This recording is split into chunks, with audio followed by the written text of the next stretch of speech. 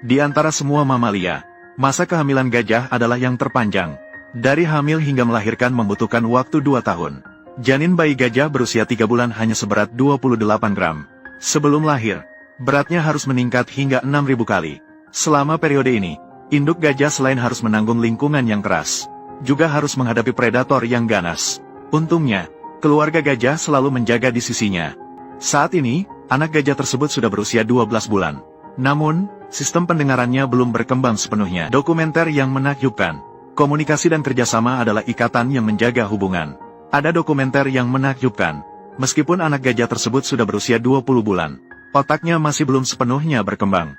Oleh karena itu, ibu perlu terus mengalirkan hormon ke rahim untuk membantunya tumbuh lebih cepat. Setelah menjalani masa kehamilan selama 2 tahun, si kecil yang baru lahir, fungsi penglihatannya masih belum sempurna. Matanya yang kabur tidak dapat melihat lingkungan sekitarnya. Untungnya, panggilan ibu yang dalam membuatnya merasa tenang. Induk-induk gajah lainnya juga dengan lembut menenangkan anak-anaknya. Dan melalui kelenjar temporal, mereka mengeluarkan feromon yang khas, menunjukkan perasaan bahagia. Namun, sekarang bukanlah saat untuk merayakan aroma kehidupan baru.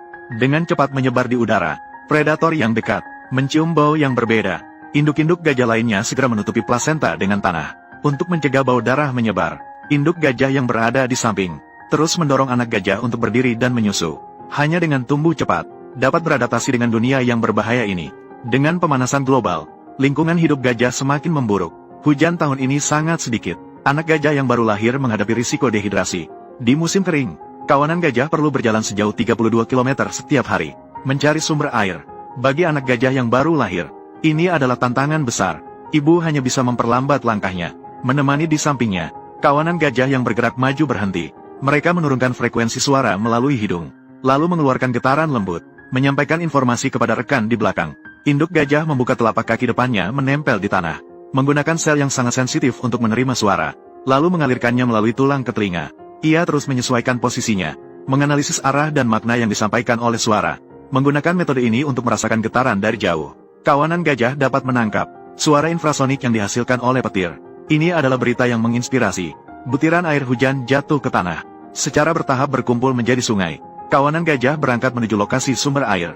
Tidak lama kemudian tiba di tepi danau. Seiring dengan penyebaran berita, semakin banyak gajah yang datang ke tempat ini. Mereka tidak sabar menundukkan kepala, menikmati kesegaran yang sudah lama dirindukan. Bahkan anak gajah yang tertinggal di belakang juga melangkah terhuyung-huyung untuk bergabung. Sumber air yang segar menghidrasi tubuh mereka yang sudah lama kering, membawa kenyamanan dan kehidupan yang sudah lama dirindukan.